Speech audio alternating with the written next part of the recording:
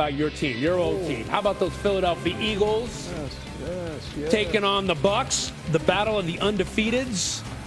And let's go. Hot day down there. It felt like 100. Early first quarter, Bucs punting. Cam Latu blocks it. Sidney Brown takes it to the house. A week after Jordan Davis had the block, scoop, and score to seal the deal for the Eagles. Down 11 after 3. Now they're down out, and Baker to Cade Otton, fumbles out of bounds at the 32.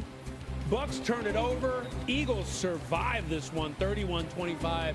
They improve to 4-0. The Eagles won today despite Jalen Hurts failing to complete a pass in the second half. In fact, it's the second week in a row that Hurts has coupled a subpar performance in one half with an outstanding performance in the other. Still, it's enough for Philly to win for the 20th time in 21 games. Our South Pal caught up with Quinyon Mitchell after the game. Baker Mayfield does an amazing job throwing the ball downfield, doesn't he? He hit 2 of them on you, but you guys hung in there. Yeah, he's a competitor. You know, he's going to compete. You know, we knew coming in, you know, the type of quarterback he was, going to take every chance and every throw, and we just rose to the challenge.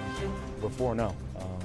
But, again, the way we played the second half this week and the way we played the first half last week, especially on offense, we're going to have a hard time winning football games. So we just got to continue to improve, continue to gel, you know, find, I hate using this word, but identity within offense and in the run game. And that's what the season's for. We were just kind of lifeless to begin with in the first half. We got punched in the mouth going at halftime, look at the scoreboard, you're like, all right, what are we going to do now? But we're too damn good to wait to get hit in the mouth. We got to come out swinging. We got to play better.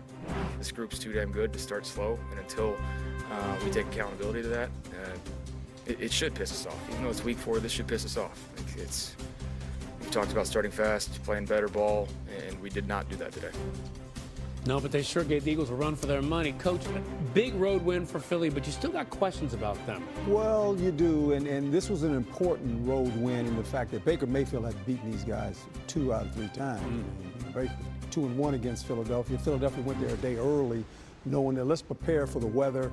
But they still struggle some offensively. And I think if you're a Philadelphia Eagle fan, or if you're a Philadelphia Eagle coach on the offensive side, you're trying to figure out how do we balance this offense.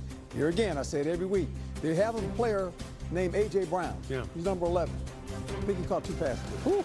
I mean, and look, I'm not saying you got to throw the ball all the time, but I do believe this. He gets a lot of single coverage on his side because they load the box to stop the run. So they have a new coordinator, obviously, in Kevin Petula. Right. He's learning how to do this. And once this thing gets going, boy, it's really going to get going because their defense is good enough.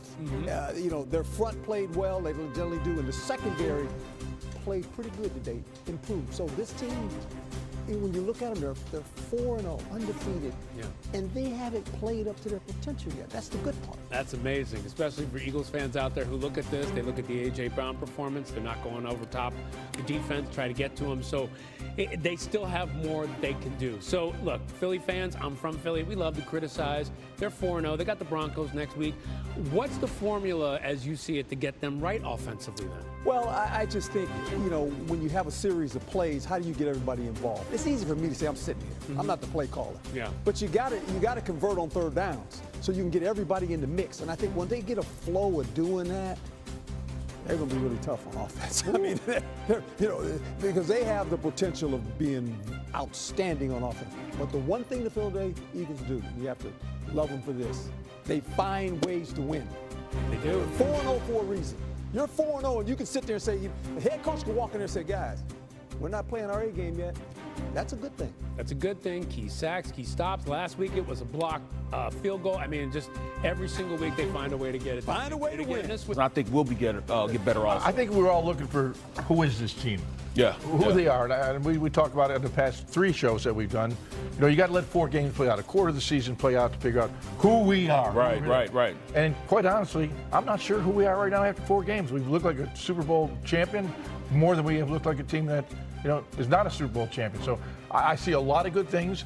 I think the future is bright. You look at the next 2 games coming up, maybe we correct things, but we're winning. We're finding a way to win the football game. That's why you play the game, to win the game, and we are doing that. But I think it also showed we have some areas, if we want to repeat as world champions, we got to correct. I mean, to be 4-0 and not have played a complete game That's really difficult to do. I mean, they haven't put it all together for 60 minutes, and they're sitting here 4-0, 20-21 in their last 20-1 in their last 21 games. I got the numbers since they've had 2 10-game winning streaks in Eagles history, both with Nick Sirianni as their coach in the last 12 months. Toyota electrifying moment.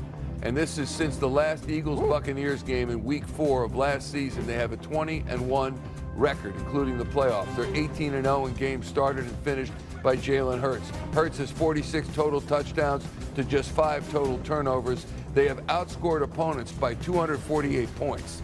That is insane. That's electrifying. And what's more, other than the offensive line because of personnel issues, I'm not sensing a theme. Are you? Well, is there a theme like they don't get this fixed? This thing's going to turn around. What we're seeing right now is championship pedigree. What we're seeing is a team that's used to winning. We're seeing a team that has so much pride that they refuse to lose. And that's a good thing. And you're going to need that down the stretch. We're talking about the things that will carry you over into winning consistently and that could possibly be a problem for you in the future. And that's offensive line and defensive line play. We still don't get much pressure. We end up with 2 sacks today, I believe. 2 sacks. We end up with 2 sacks today. One when they needed one. One we need them. We normally don't get pressure, and teams are running the ball on us. And then we're not getting the same push. If Saquon is not the feature back and the guy that took us to the Super Bowl, that's a little bit below the standard, especially with the offensive line that we think are full of Hall of Famers. And right now, it isn't that way. Yeah. All right, let's take a quick timeout because guess what? The locker room just opened. Can Jalen Hurts, Saquon Barkley, Zach Bond, and company in a 31-25 Eagles win? And really, when you win the war of attrition, and it is a war of attrition, guys are going off the field hurt. Guys are going off the field gassed. They're playing on their home field. They're used to this kind of thing. And we heard how many times they say on Fox during the broadcast, well, you know, Baker Mayfield said they can't play it like that because they're already taking themselves out of their own game. They're playing mind games with themselves. You know, that can't work. Well, guess what? It seemed like it did. And it seemed like whatever advantage they may have had because the heat did not work. So, and that's the bottom line. That's the bottom line. We get a 4-0. win, you know. But I mean, there's certain things, you know, just irritate me. You know, I'm pissed off. Vita Vea got 2 sacks. Yeah. He's not even a pass rushing. He's a run stopper. He gets 2 sacks against us. Plugger. You know, you get a guy, you know, that we got a rookie out there playing from Kansas State. What's his name? Jacob Parrish. I mean, he's out there making plays. Yep. I mean, there's certain things that shouldn't happen that happen in the second half, you know. So I don't. I mean, eventually they'll get it together. All right. How about Dallas Goedert? He got it together. Here's Dallas Goedert post game in the locker room. What worked in the first half and what didn't work in the second? Yeah, I mean, it seems like the first half everything was working. We were able to move the ball, convert on third downs, keep the drive alive, and you know, in the second half, you know, we just need to find a way to get that 1 first down to get us rolling, and we didn't do that. You know, there's just little things. I'm sure it'll show up on film. I'll have to go back and watch it, but you know, I'm sure it's going to be little things that if we clean it up, we'll be able to pick up the yards, stay ahead of the sticks, and convert and keep drives alive. And you know, just big shout out to both the special teams and defense for holding it down long enough to be able to squeak away with a win. Can you tell us about the fake push touchdown to you?